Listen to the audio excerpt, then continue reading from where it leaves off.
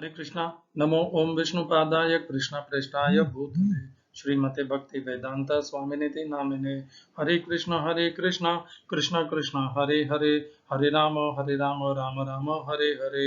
श्रील इसी भक्ति वेदांत स्वामी प्रभुपाद की जय। आचार्य महात्मा गांधी जी की जय। भगवद गीता 2020 में आपका स्वागत है। आज 7वें अध्याय का 13वां श्लोक है। बहुत ही जैसे कहते हैं ना, वो फ्राइडे द 13 बोलते हैं, वो वाला श्लोक है ये। नहीं, मैं डरा नहीं रहा हूँ। ये इसलिए खतरनाक भयानक श्लोक है क्योंकि इसमें जो भगवान अपने माया के विषय में बताएंगे वो भी उतना ही भयावह है। तो आज की श्लोक संख्या का चर्चा करने के पूर्व हम कल की श्लोक संख्या देख लेते हैं। कल भगवान ने हमको बताया था कि सात्विक, राजसिक और तामसिक, ये जो 3 प्रकार के मनुष्यों के अंदर भाव अर्थात व्यवहार आते हैं, ये सब भगवान से ही उत्पन्न है, परंतु वे भगवान में नहीं है और भगवान भी उनमें नहीं है। ये चैव सात्विका भावाः राजसास्तामसाश्च ये मत्त एवेति तान् विद्धि नत्वहं तेषु ते मयि। इसको हमने जोड़ा था 14वें अध्याय के श्लोक से और 18वें अध्याय के 20वें श्लोक से। 18वें अध्याय में भगवान कहते हैं, न तदस्ति पृथिव्यां वा दिवि देवेषु वा पुनः सत्वं प्रकृतिजैर्मुक्तं यद्यपि स्यात्त्रिभिर्गुणैः।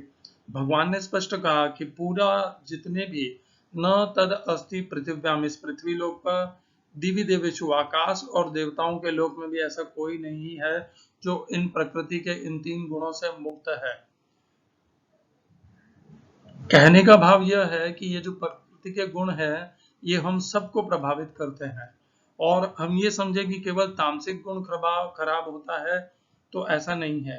तामसिक गुण राजसिक और सात्विक से तो खराब होता है, राजसिक तामसिक से थोड़ा कम खराब होता है और सात्विक उन सबसे उज्जवल होता है, परंतु अंततोगत्वा सात्विक से भी मुक्ति पानी है। ऐसा नहीं है कि सात्विक गुण में रहना है, क्योंकि सात्विक गुण में भी रहने से मनुष्य को या साधक को सुख की, शांति की और ज्ञान की एक अलग ही इच्छा और कामना बढ़ती जाती है उसकी, और वह भक्ति और योग की सिद्धि के लिए प्रयत्न करना कम कर देता है। वह इन्हीं में आकर के स्थिर हो जाता है, स्थायी हो जाता है, वहीं पर आगे की प्रगति अपनी रोक लेता है, बस इसी में प्रगति करता है। और ज्ञान और ज्ञान और ज्ञान और सुख सुख भी मिलता है, क्योंकि सात्विक में राजसिक और तामसिक के जो इच्छा द्वेष और ये सब होते हैं, ये सब से वह मुक्ति पा लेता है, तो उसे सुख की अनुभूति निश्चित ही होती है, और उस सुख के कारण वह अपने आप में तृप्त महसूस करता है और वह आगे बढ़ना, अपनी प्रगति को वहीं पर रोक लेता है। परंतु ऐसा करना नहीं है, सात्विक के भी पार जाना है।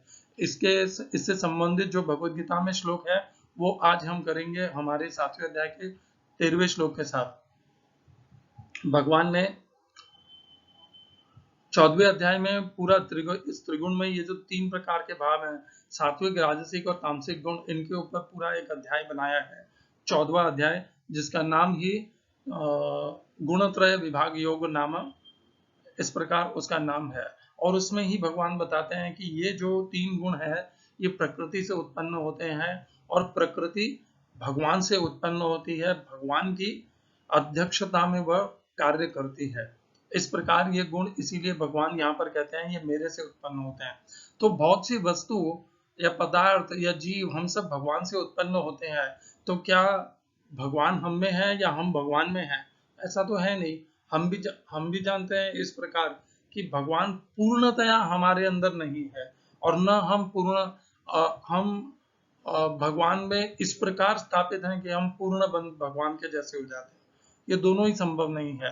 सब कुछ जो भी है, जो भगवान ने अपरा प्रकृति का वर्णन किया, जो परा प्रकृति का वर्णन किया, ये सब भगवान से ही उत्पन्न है।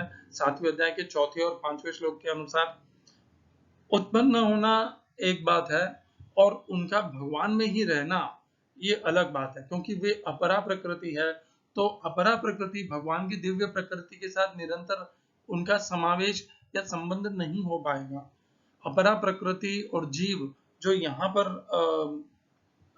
त्रिगुणमयी माया से बंधा हुआ है, वह भगवान की दिव्य स्थान में और भगवान के दिव्य धाम में और भगवान के दिव्य रूप में, तीनों में ही उनसे संबंध नहीं होगा उसका, जब तक वह यहाँ से मुक्त नहीं हो जाता। आज के श्लोक में भगवान इसी त्रिगुणात्मक प्रकृति का और विस्तार से वर्णन करेंगे। आज है 7वें अध्याय का 13वां श्लोक। आगे की चर्चा इस 7वें अध्याय के 12वें श्लोक की हम अगले श्लोक के साथ में जोड़ करके करते हैं। त्रिभिर्गुणमयैर्भावैः एभिः सर्वमिदं जगत् मोहितं नाभिजानाति मामेभ्यः परमव्ययम्। गीता यथारूप श्रील प्रभुपाद। तीनों गुणों सतो रजो तथा तमो के द्वारा मोहग्रस्त ये सारा संसार मुझ गुणातीत तथा अविनाशी को नहीं जानता। English translation: Gita as it is Swami Prabhupada. Deluded by the three modes of goodness, passion and ignorance, the whole world does not know me who am above the modes and inexhaustible. इस श्लोक में प्रयोग किए गए संस्कृत शब्दों के अर्थ हैं त्रिभिः, तीन गुणः, गुणमयी गुणों से युक्त, भावैः भावों के द्वारा, एभिस इन, सर्वम संपूर्ण, इदम यह जगत ब्रह्मांड। ये जो भाव भगवान ने मैं घर बाद में करूँ, पहले प्रभुपाद की तात्पर्य सुन लेंगे हम। मोहितम मोहग्रस्त, न कभी नहीं, अभिजानाति जानता है, मामे माम मुझको, एभ्यः इनसे, परम इनके परे, अव्ययम अविनाशी सनातन को। इस श्लोक का तात्पर्य गीता यथारूप स्वामी प्रभुपाद द्वारा प्रत्येक जीव को प्रकृति के वशीभूत होकर एक विशेष प्रकार का शरीर मिलता है और तदनुसार उसे एक विशेष मनोवैज्ञानिक, मानसिक तथा शारीरिक कार्य करना होता है। प्रकृति के तीन गुणों के अंतर्गत कार्य करने वाले मनुष्यों की चार श्रेणियां हैं।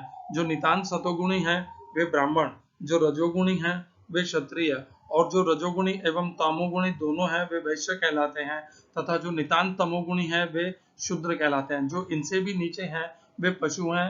फिर ये उपाधियां स्थायी नहीं है। मैं ब्राह्मण, क्षत्रिय, वैश्य या कुछ भी हो सकता हूँ, जो भी हो यह जीवन नश्वर है। यद्यपि यह जीवन नश्वर है और हम नहीं जान पाते कि अगले जीवन में हम क्या होंगे, किंतु माया के वश में रहकर हम अपने आप को देहात्म बुद्धि के द्वारा अमेरिकी, भारतीय, रूसी या ब्राह्मण, हिंदू, मुसलमान आदि कहकर सोचते हैं। और यदि हम प्रकृति के गुणों में बंध जाते हैं तो हम उस भगवान को भूल जाते हैं जो इन गुणों के मूल में है। अतः भगवान का कहना है कि सारे जीव प्रकृति के इन गुणों द्वारा मोहित होकर यह नहीं समझ पाते कि इस संसार के पृष्ठभूमि में भगवान है। जीव कई प्रकार के हैं, यथा मनुष्य, देवता, पशु आदि, और इनमें से हर एक प्रकृति के वश में है। और ये भी दिव्य पुरुष भगवान को भूल चुके हैं। जो रजोगुणी तथा तमोगुणी हैं, यहाँ तक कि जो सतोगुणी भी हैं, वे भी परम सत्य के निर्विशेष ब्रह्म स्वरूप से आगे नहीं बढ़ पाते। वे सब भगवान के साक्षात स्वरूप के समक्ष संभ्रमित हो जाते हैं, जिसमें सारा सौंदर्य, ऐश्वर्य, ज्ञान, बल, यश तथा त्याग भरा है। जब सतोगुणी तक इस स्वरूप को नहीं समझ पाते तो उनसे क्या आशा की जाए जो रजोगुणी तथा तमोगुणी है। कृष्ण भावनामृत प्रकृति के इन तीनों गुणों से परे है, और जो लोग निस्संदेह कृष्ण भावनामृत में स्थित हैं वे ही वास्तव में मुक्त हैं। ओम अज्ञानतिमिरन्धस्य ज्ञानाञ्जनशलाकया चक्षुरुन्मिलितं येन तस्मै श्री गुरुवे नमः। एकं शास्त्रं देवकीपुत्र गीतम्, एको देवो देवकीपुत्र एव, एको मन्त्रस्तस्य नामानि यानि, कर्माप्येकं तस्य देवस्य सेवा। कृष्णाय वासुदेवाय देवकीनन्दनाय च नन्दगोपकुमाराय गोविन्दाय नमो नमः। हरे कृष्णा। बहुत महत्वपूर्ण श्लोक है। तो ये जो भगवान की त्रिगुणमयी प्रकृति है, जिसका भगवान ने 12वें श्लोक में वर्णन किया था, ये चैव सात्विका भावाः, भाव शब्द प्रयोग किया भगवान ने। राजसास् तामसाश्चैव, यहाँ पर भी भगवान ने भाव शब्द प्रयोग किया है। त्रिभिर्गुणमयैर् भावैः, भावैः भाव शब्द यहाँ पर भी प्रयोग किया है भगवान ने भावों के द्वारा। प्रभुपाद ने उसका अनुवाद किया है भावों के द्वारा। त्रिभिर्गुणमयी भावैः, तीन प्रकार के गुणों से युक्त ये भाव है। तो जो पिछले श्लोक में जिन तीन भावों का वर्णन किया वे 3 प्रकार के गुणों से युक्त हैं। तो सात्विक है तो वो सतोगुण से युक्त है, राजसिक है तो रजोगुण से युक्त है, और तामसिक भाव है तो वह तमोगुण से युक्त है। ये कहना है पहली पंक्ति के पहले भाग में। त्रिभिर गुणमयैहि भावैहि। दूसरे भाग में क्या कहते हैं पहली पंक्ति में, एभिः सर्वम इदं जगत्, उससे ये सारा संपूर्ण जगत, कोई भी नहीं छूटा है, कोई भी मनुष्य नहीं छूटा है उससे, न मनुष्य न पक्षी न पशु, कुछ भी नहीं छूटा है, सब कुछ सभी इस त्रिगुणमयी माया के कारण बंधित हैं। ये त्रिगुणमयी माया भगवान की अलग शक्ति है। भगवान ने 7वें अध्याय के 4थे श्लोक में अपरा प्रकृति का वर्णन किया, 5वें श्लोक में परा प्रकृति का वर्णन किया। अब 7वें अध्याय के 12वें और 13वें श्लोक में भगवान अपनी त्रिगुणमयी माया नामक प्रकृति का वर्णन कर रहे हैं। ये तीसरी प्रकृति है, ये भी प्रकृति है, अपरा प्रकृति, परा प्रकृति, और ये है त्रिगुणमयी माया की प्रकृति, जिसका नाम भी भगवान आगे करने वाले हैं। इसे भगवान माया कहने वाले हैं। त्रिभिर गुणमय भाव वही ही। दूसरी पंक्ति में भगवान, ये जो हम पूरा मनुष्य समुदाय भगवान को भूल चुका है और संसार को भोगने में लिप्त है, उसका कारण स्पष्ट कर देते हैं। हम पहले भगवान ने क्या कहा था, इसमें 7वें अध्याय के 3रे श्लोक में भगवान ने कहा था, मनुष्याणाम सहस्रेषु कश्चिद यतति सिद्धये यततामपि सिद्धानाम कश्चिन मां वेत्ति तत्वतः। मनुष्याणाम सहस्रेषु, हजारों में से कोई एक सिद्धि के लिए प्रयत्न करता है, और बाकी के 1000 क्यों नहीं करते, क्योंकि वे मोहित हैं। और वो जो मोह है उसका कारण भगवान ने बताया है यहाँ पर।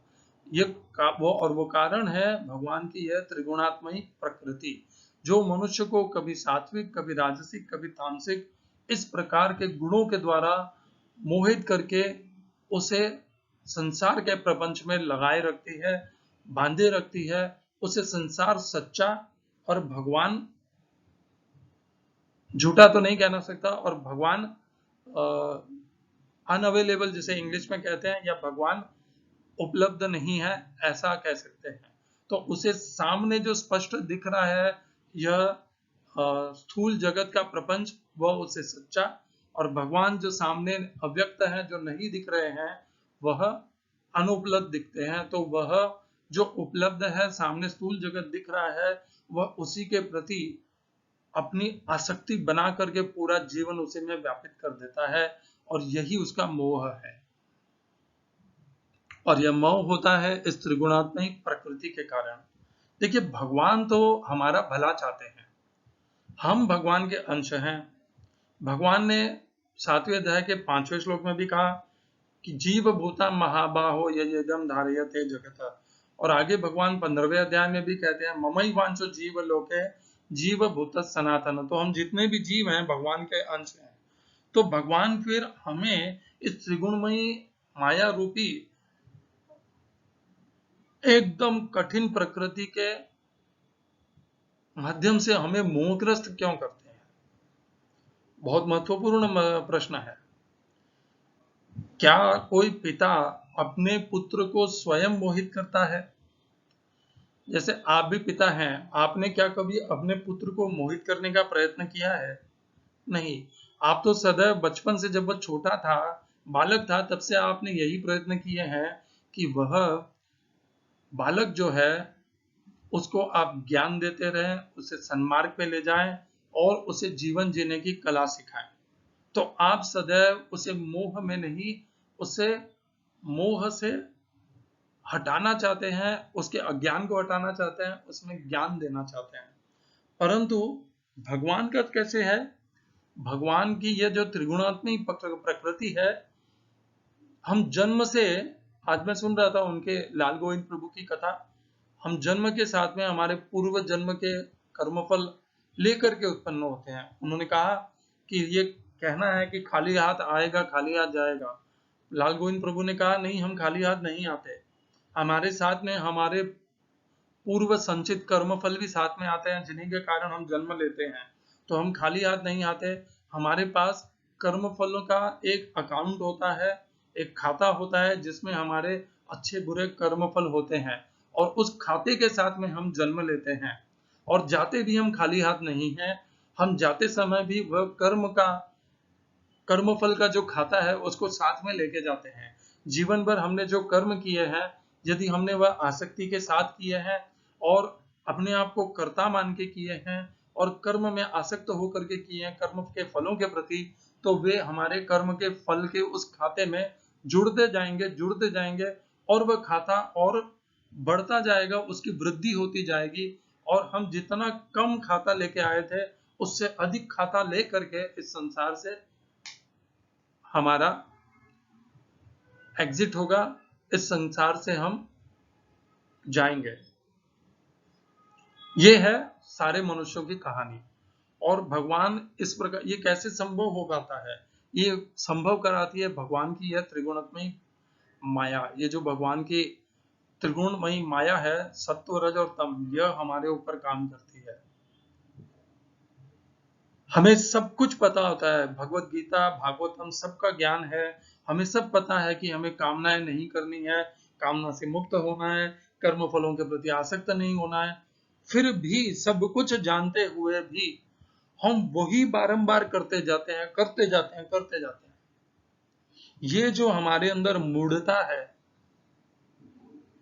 ये मूढ़ता हमें, यह मोह हमें, ये त्रिगुणमयी माया देती है। और ये माया आने से दो काम होते हैं एक ही साथ। पहला तो हम मोहित होते हैं, मोहित होते हैं, और मोहित होके हम क्या करते हैं, न अभिजान्यति मामेभ्य परम अव्ययम। हम सबसे पहले मोहित होकर के स्वयं का संबंध भगवान श्री कृष्ण से तोड़ लेते हैं। न अभिजानती, वह फिर मुझको नहीं जानता है कि मैं ही परम अव्यय हूं। ये भगवान के शब्द हैं कि भगवान परम अव्ययम है। भगवान श्री कृष्ण परम है, अव्ययम है। इस श्लोक में उन्होंने पुनः ये बात कही है। पहले भगवान ने चौथे श्लोक से लेकर 12वें श्लोक तक बहुत बार अपने बारे में बताया। भगवान ने ये बताया कि बलम बलवताम चाहम तेजस तेजस्वी नाम, मैं ही तेज हूँ, मैं ही बल हूँ, मैं ही तप हूँ, और मैं ही उनकी बुद्धि हूँ। इस प्रकार भगवान ने सब कुछ बताया कि सब कुछ मैं ही हूँ। अब भगवान ये भी बता रहे हैं कि वो जो कुछ भी कर्म करते हैं उनके अंदर जो मोह और अज्ञान है वह भी मेरी त्रिगुणमयी माया के भावों के कारण ही वे ऐसा करते हैं। उनके अंदर जो मोह है वह भी मेरी ही प्रकृति के द्वारा होता है। तो भगवान ऐसा क्यों करते हैं, ये प्रश्न आता है। दूसरा, हमने ये जान लिया कि हम भगवान को क्यों भूल गए हैं, क्योंकि ये त्रिगुणात्मक माया हमारे ऊपर कार्य कर रही है, और यह हमें सम्मोहित करके हमें संसार में रमा करके रख रही है। हमारी प्रीति संसार से जोड़ देती है, और उसी कारण हमारी संसार से भगवान से हमारा संबंध छूट जाता है। मनुष्य जैसे पुरुष है तो पुरुष एक पत्नी से विवाह करता है, एक पत्नी से संबंध बनाता है, वैसे ही मनुष्य भी एक से संबंध बनाता है, या तो भगवान से या भगवान की इस स्थूल संसार से। जैसे ही वह मनुष्य या जीव मोहित होता है, वह भगवान से अपना संबंध तोड़ लेता है, छुड़ा लेता है, और मोहित होकर के भगवान की इस स्थूल सृष्टि से अपना संबंध ऐसा जोड़ता है कि फेविकोल का जोड़ टूटे ना टूटे, तोड़े ना टूटे। वह आसक्ति हमारी छूटती नहीं है। सालों साल तपस्या करने के पश्चात भी वह आसक्ति हमारी छूट नहीं पाती। और जितनी जटिल और जोड़ हमारा मजबूत होगा संसार के साथ, उतना ही हमारा जोड़ कमजोर होगा भगवान के साथ। और जितनी मात्रा में संसार से हमारे बंधन खुलते जाएंगे, संसार में हमारी आसक्ति कम होती जाएगी, उतनी ही मात्रा में भगवान के प्रति हमारे संबंध और हमारा झुकाव बढ़ता जाएगा। हमें इसीलिए अपने मोह के ऊपर नियंत्रण करना है। मोह के ऊपर नियंत्रण करके संसार से, संसार की वस्तुओं से, संसार के सुख ऐश्वर्य भोगने के पदार्थों सामग्री से अपना संबंध कम करके भगवान से अपना संबंध जोड़ना है। भगवान श्री कृष्ण को परम अव्ययम जानना है। यह त्रिगुणात्मय प्रकृति जो हमें दिखती नहीं है, हमें देखिए सात्विक गुण नहीं दिखते, न राजसिक दिखते हैं, न तामसिक दिखते हैं। वे गुण तो अदृश्य हैं, दिखाई नहीं देते। जैसे माइक्रोवेव, MW, SW, ये सारी जो शॉर्टवेव लेंथ होती है, ये हमें दिखाई नहीं देती, परंतु ये तरंगे तो हैं। उन्हीं के माध्यम से हमें दूरदर्शन, ये मोबाइल, ये सब कैप्चर करते हैं हम। उसी प्रकार ये जो अव्यय अदृश्य भगवान की त्रिगुणमयी माया है, ये भी है यहाँ पर, हमें दिखाई नहीं देती है। ये हमारे ऊपर कार्य भी करती है, हमें बांधे रखती है, यह इसका प्रभाव है। मैंने कल जब हम 7वें अध्याय का 12वां श्लोक कर रहे थे, तब हमने कहा था न तदस्ति पृथिव्याम वा दिवि देवेषु वा पुनः सत्वम प्रकृति जैर्मुक्तम यदे विस्या त्रिभिर्गुणैः। तो जब तक हम इस संसार में हैं, पृथ्वीलोक पर हो, आकाश में हो, देवलोक में हो, ब्रह्मलोक में हो, ब्रह्मा जी भी देवता ही हैं, ब्रह्मदेव हैं। वे ब्रह्म भगवान नहीं हैं, ब्रह्मदेव हैं। तो देवलोक में हो, ब्रह्मलोक में हो, ये त्रिगुणात्मक प्रकृति हमारे ऊपर कार्य करती ही है। और जब तक हम इस त्रिगुणात्मक प्रकृति के द्वारा बंधित हैं, तब तक हम भगवान के दिव्य सनातन धाम को प्राप्त नहीं हो सकते, सनातन परम पद को प्राप्त नहीं हो सकते, भगवान को भी प्राप्त नहीं हो सकते। हम इस जन्म मृत्यु के चक्र में लगे रहेंगे। इसी से जुड़ा हुआ एक और श्लोक है जो भगवान 14वें अध्याय के 20वें श्लोक में कहते हैं, यही बात कहते हैं भगवान, गुणानेतान्न तित्यत्रिन देहि देह समुद्भवान जन्म मृत्यु जरा दुःखैः विमुक्तो अमृतम वश्नुते। हिंदी अनुवाद गीता यथारूप श्रील प्रभुपाद। जब देहधारी जीव भौतिक शरीर से संबंध इन तीनों गुणों को लांघने में समर्थ होता है, तो वह जन्म मृत्यु बुढ़ापा तथा अनेक कष्टों से मुक्त हो सकता है और इसी जीवन में अमृत का भोग कर सकता है। गुणान एतान अतित्य त्रिन देही अर्थात जो जीव है, देह समुद्भवान जो देह के भीतर है। तो इन तीनों गुणों के अतीत जाकर के जो देही इस देह को तभी वह छोड़ पाएगा। समुद्भवान देह से उत्पन्न होने वाले जन्म मृत्यु जरा और दुख, जब तक देही इस देह से जुड़ा रहता है तो वह जन्म मृत्यु बुढ़ापा, जरा यानी बुढ़ापा और दुख, इनका भोग करता है और करते रहता है, बारंबार करते रहता है, और उनसे वह तभी मुक्त होता है। विमुक्तो अमृतम अश्नुते, जैसे ही वह इनसे मुक्त होता है तो वह तत्क्षण अमृतत्व अर्थात भगवान के परम पद को, परम धाम को, मुक्ति को प्राप्त हो जाता है। करना क्या है उसे? इस त्रिगुणात्मय प्रकृति के इन तीनों भावों के परे जाना है। गुणान एतान अतित्य त्रिन, इन तीनों गुणों के परे जाना है। देही देह समुद्भवान, इस देही को, इस देह से उत्पन्न होने वाले जन्म मृत्यु जरा,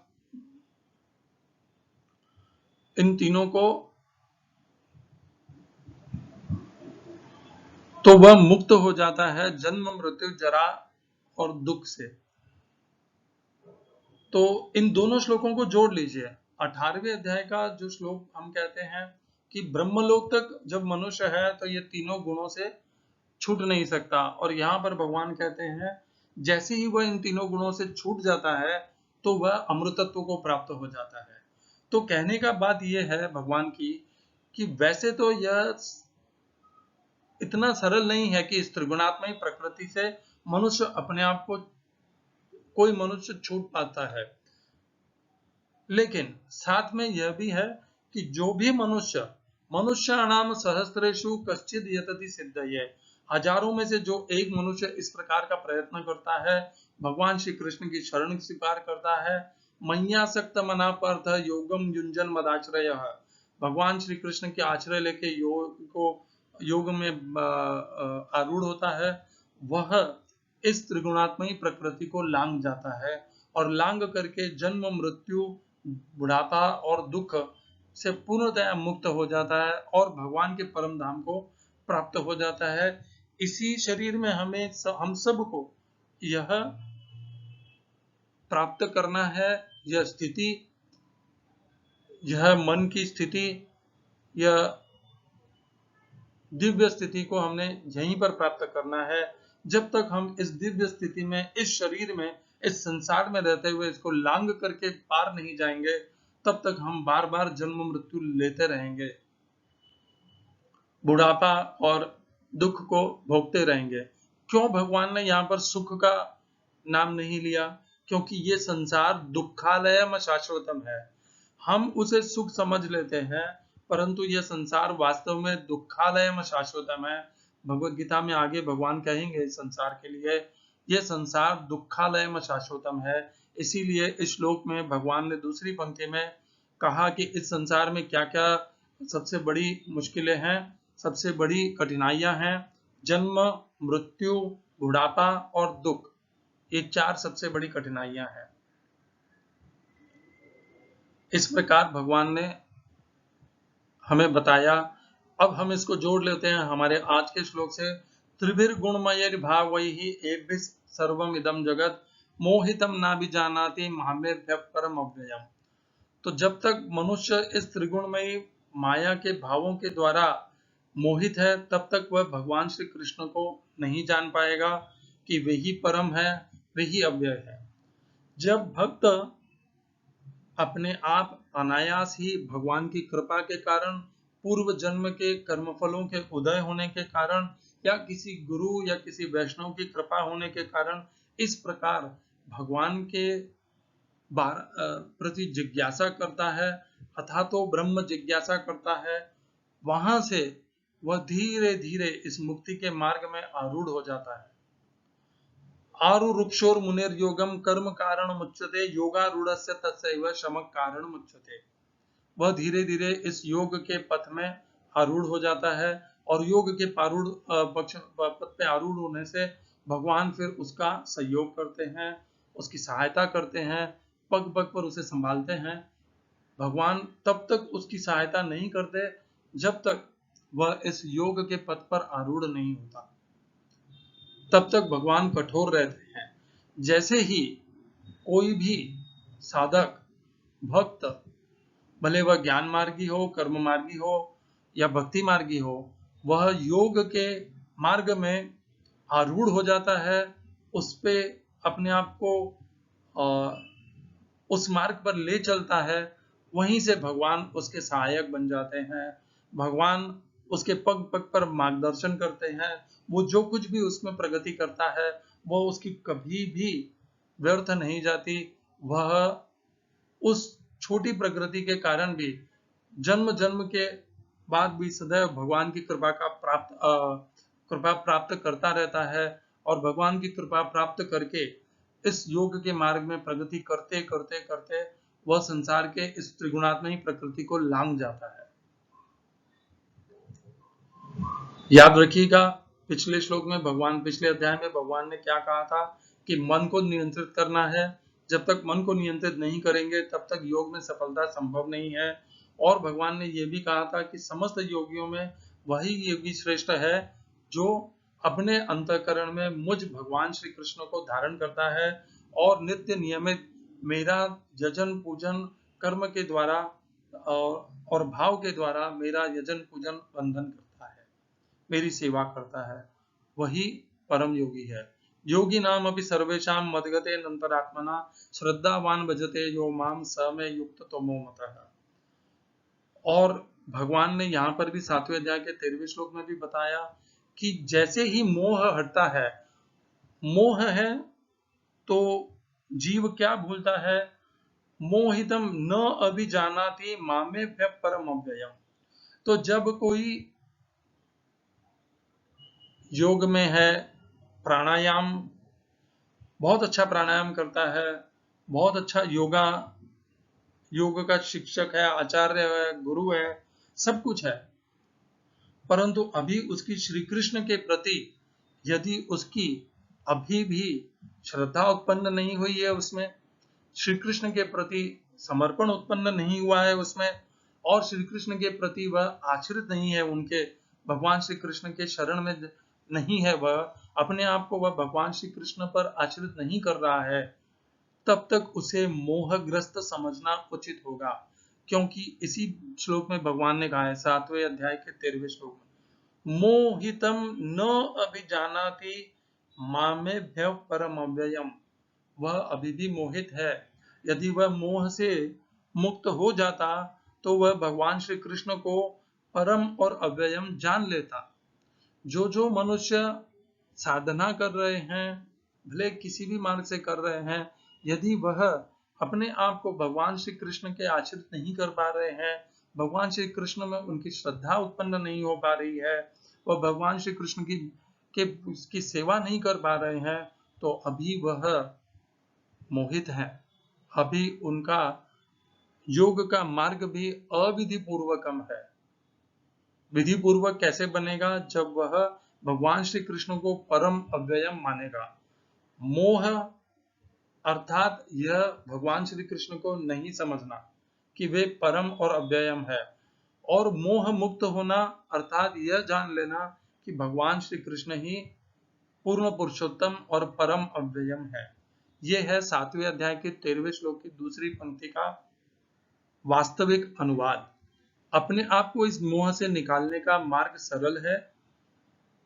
सदैव ये श्रद्धा बनाए रखिए कि भगवान श्री कृष्ण ही परम अव्ययम है, संशय रहित, संदेह रहित आपकी प्रगति निश्चित है, क्योंकि स्वयं भगवान श्री कृष्ण आपकी पग पग पर सहायता करेंगे यदि आपकी श्रद्धा अडिग रही, स्थिर रही, दृढ़ रही तो।